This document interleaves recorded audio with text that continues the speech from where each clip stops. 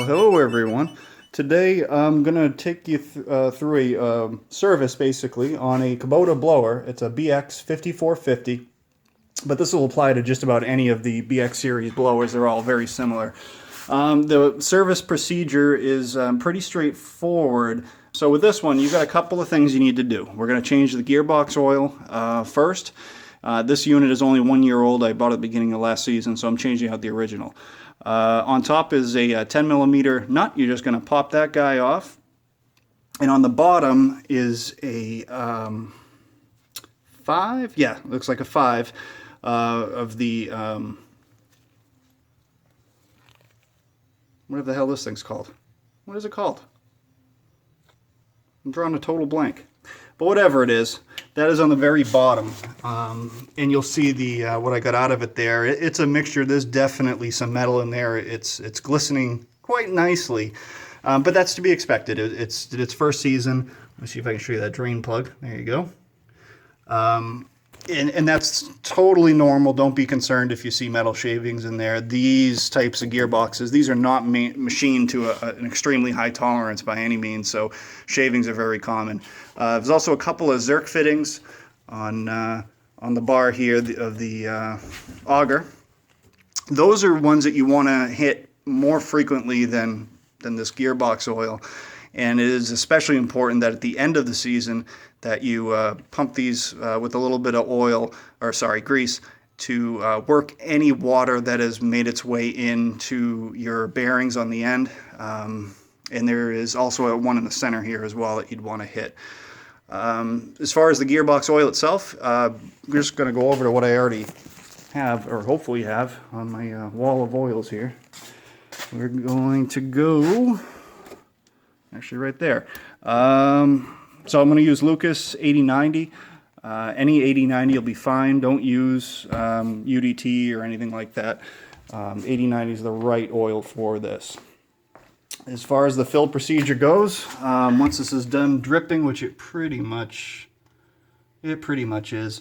If I wanted to really do this the right way, I should have fired this thing up and warmed the oil up. It would help it drain out a little bit, but honestly, it's, again, this is not a precise gearbox that you really have to worry too much about. I just want to make sure I get the old contaminated stuff out.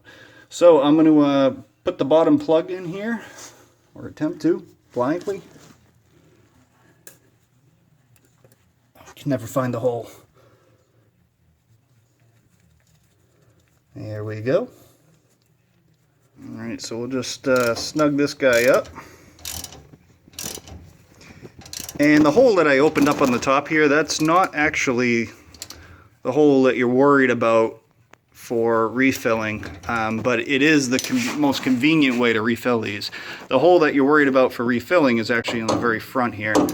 And we'll just back this guy off and out, because I'm going to fill from the top because it's just easier to do that way. Let gravity do its thing.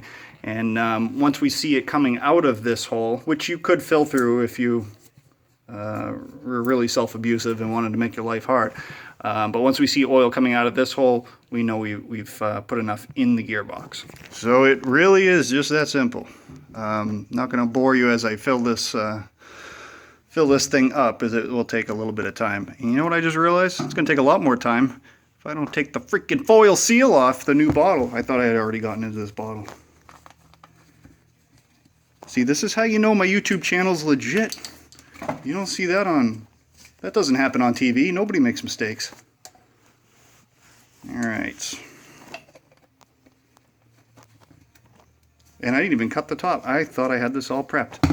Dumbass. Oh, now she's flowing like the salmon of Capistrano. Alright, so again, we'll keep filling this guy up. And I'll cut back when we... start seeing it out the front. And there she comes. So we are good. Overfilling is not a good idea. This stuff does heat up. This gearbox obviously heats up, and when things heat up, anybody know what happens?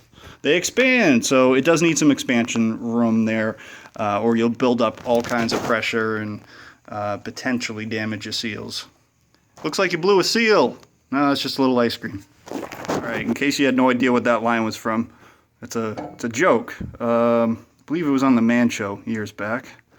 It was a penguin walking into a bar, and the bartender says, "Hey, it looks like you blew a seal." The penguin goes, "No, it's just a little ice cream." All right, so we'll tighten our 10mm back up here.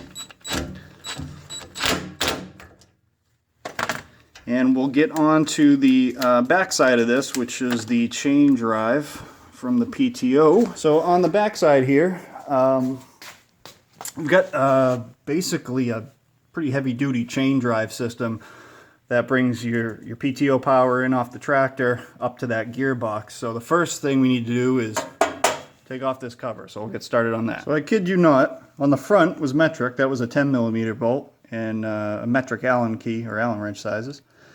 On the back side, they switched to 1/2 inch. 1/2 inch! Metric and standard. Just to screw with you. So all you need to do is remove these top bolts. You do not need to remove these nuts. In fact, don't remove those nuts. These nuts. And that will, there's one on each side. That frees up your protective shield here. And you will see our chain system. So there's all kinds of different types of chain lubes and things like that if you read on the forums, as people are going back and forth. Frankly, as long as you're keeping it greased, you're okay. I'm going to go with a lithium grease made for motorcycle chains, and theory behind that is that motorcycle chain moves a whole lot quicker than this does, and it's made for weather as well and moisture. It should be fine, but again, just keeping it greased is really the most important piece on it, and have that done on a regular basis. So we'll grease up that chain. All right, so she's all greased up. Looking at that back bearing, I cannot see a way. That might just be a sealed bearing, permanent. But while we're in here, we'll show you. You've got in this CV joint, you've got another nipple there that needs to be greased. Actually, at every single one of these, and there's one there, there's one here.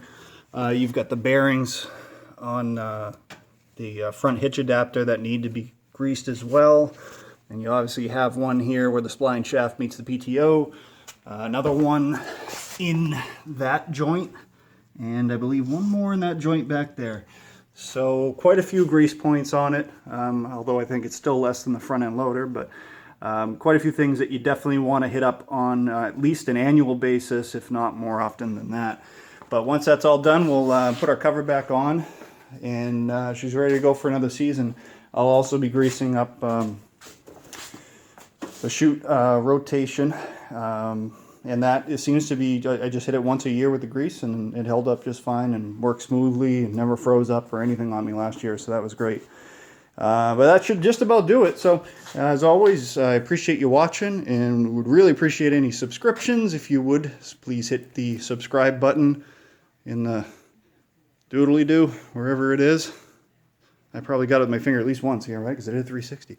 But if you have any questions, comments, feel free to leave them. I'll get back to just about everybody as fast as I can. And otherwise, have a great day. Thanks, Snow.